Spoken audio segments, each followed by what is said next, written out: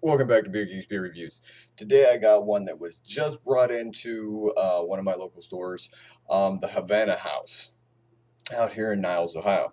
I walked into the store and I go there quite often. So they were just like, oh man, guess what I got? Man, it just came into the store. It wasn't even cold. It wasn't even put into the coolers yet. Um, and they told me what it was. I said, sure, why not? Hook me up, man. So, without further ado, today we've got you a wonderful Three Floyds, bam, Apocalypse Cow. Man, this here is something that I've been waiting on for a little while now. I've been wanting to catch this release, and I finally have gotten it. Now, one thing that I have found kind of odd. Number one, no dating.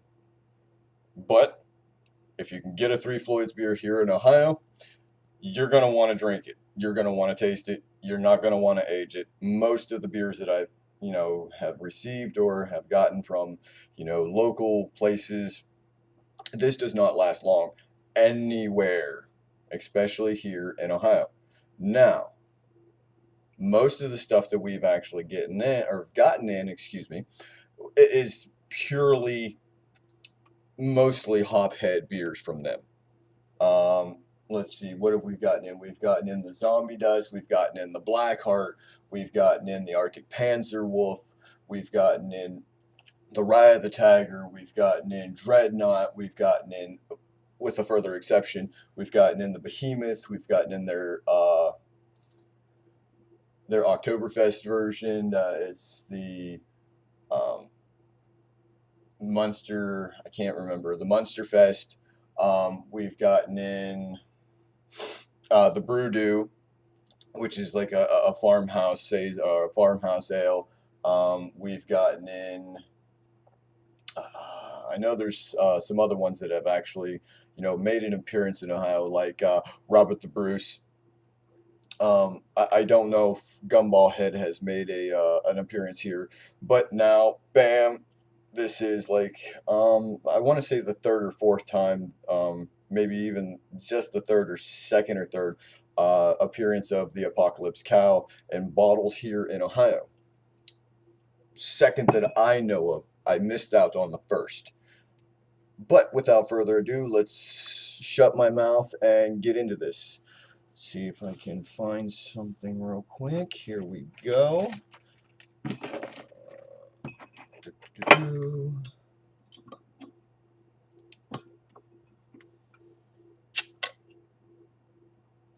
Look at that vapor, man. I love the vapors that come off of the bottle out from inside. That helps let me know that it's still carbonated. It's still a little fresh. I'm just going to go ahead into the snifter and let's begin with the pour.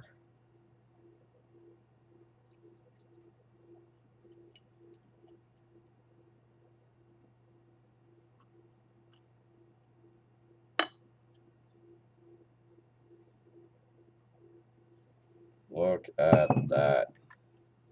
Look at the coloring, especially when um, this lighting coming in from my, I want to say bay window, hits it.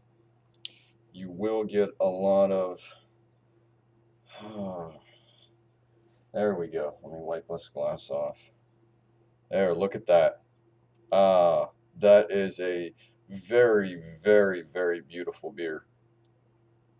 And here it is 1 minute to noon. So I'm right on schedule. Look at that, man. That is a nice golden orange color.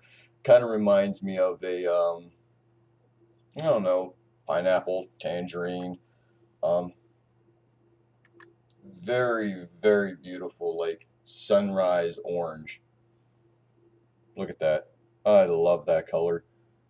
Carbonation is streaming up from the bottom slowly, so it makes me want to think this is a little thicker um, of a beer.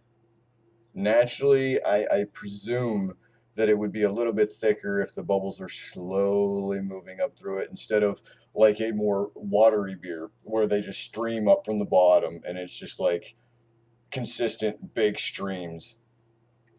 I don't think you'll be able to see very much inside of there. That is a beautiful color. I'm liking that color.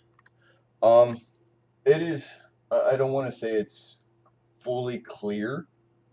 Um, I'm getting slight haze through the beer. Now, one important thing about this beer on the side of the bottle, right there where they give you the little story about it, it says this is a complex double IPA and has an intense citrus and floral hop aroma balanced by the velvety malt body, which has been augmented with a lactose milk sugar. Very interesting to note. I have yet to have an IPA that had the lactose in it. So, without further ado, let's go ahead and get the aromas and the taste on it.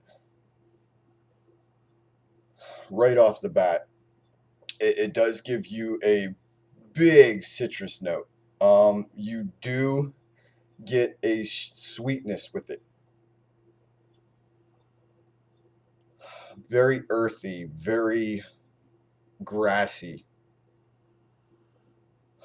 and again, very citrusy.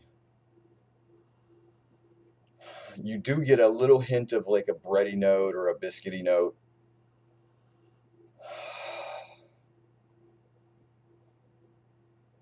Very, very lovely smelling beer. Prost. I'm going to get a taste up on this and let you know what it tastes like.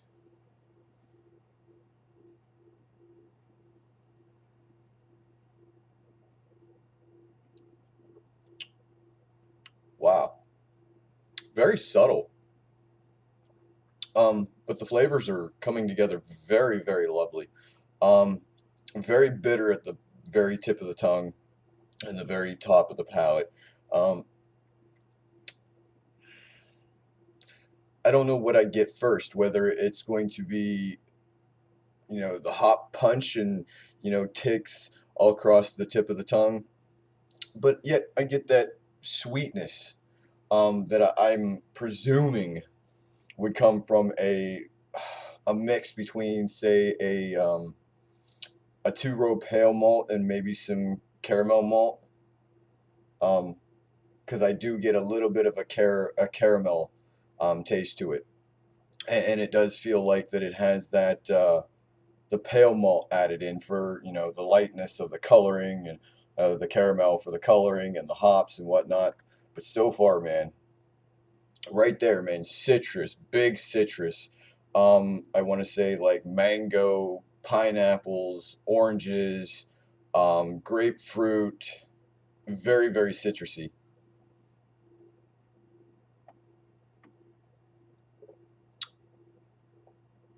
Very smooth.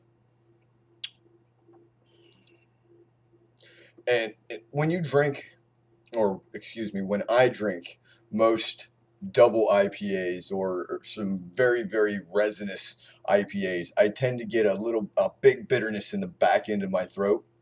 With this one, I'm not. I'm going to contribute that to um, smoothness that the lactose milk sugar adds to this. It tries to cut down a little bit on the astringency to make it more smooth and more drinkable. And let me tell you, this is very, very drinkable. On the bottle, there is nothing said about what the alcohol content is on this. Excuse me. But I did have to find out something about it. So therefore, I went over to the internet and I just searched it up. And here comes from Beer Advocate. They state that it is 9.5 to 11%. So it's up in the air as of right now. I mean, I don't taste the alcohol at all. So therefore, they have made a very, very wonderful beer. This is just one big delight right after another, man. You can sit here and drink on this all day long.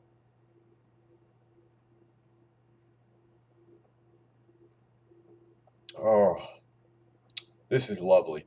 So, without, jabbering on too long, I'm going to go ahead and I'm going to rate this a solid A if I have to give a rating at all.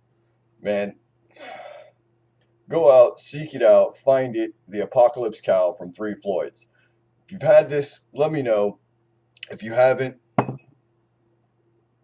I'm sorry. You trade for it, look for it, search it out. Um, find some people within the distribution uh, area and see what you can do. Man, I am very, very glad that I was able to find this. If at all possible, I would probably get another couple of bottles. That's how good this is. Now, I haven't yet to go to rate beer, but as of right now, while I'm sitting here on Beer Advocate, they rate it a 94. It's an outstanding beer from them. The Bros have an NA on it. The Bros need to really get to it. I've seen a lot of beers on there that they have yet to rate or score or whatever else. I don't know how that really works. I haven't gotten to the content of Beer Advocate very much, but I would rather rate this stuff on my own. Their opinions, it's cool, but make your own assumptions. With that said, I'm going to dip up out of here and finish this wonderful, wonderful beer. Now, remember, bam, Three Floyds, Apocalypse Cow, out now, and will be going very, very fast. I know Three Floyds don't make a ton of it. They're limited. They're a small brewery. Distribution isn't very wide. Seek it out, get it, love it, live it. The Apocalypse Cow, Three Floyds. Beer Geeks Beer Review signing out. Prost. Cheers, man. Peace.